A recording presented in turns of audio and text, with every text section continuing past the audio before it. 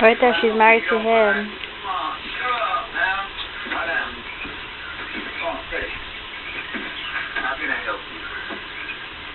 Well, for starters, you can get your stubborn ass down here and give me a divorce.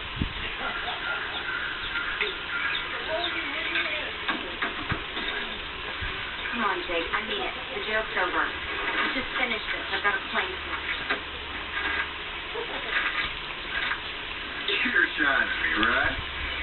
You know, I've never actually understood that expression, but no, I'm not shining you. Look, you even got these idiot proof tabs to make it easy. There's one copy for me, one copy for you, and one copy for the lawyer. Get him, Kyle. What? Get him. You show up here. Get him. I'm stepping here about so much as, hey there, Jake, remember me, your wife? Or, honey, looking good. How's the family? Expect me to tell you look good? Or they run out the stove down Piggly Wiggly since I left? They laughing at up north, or where did you been? You were. You don't even pretend you spent all this time missing me. Well, I do, all right. But if this rains, I am bound to improve. Is that a threat? I've got a lawyer trying to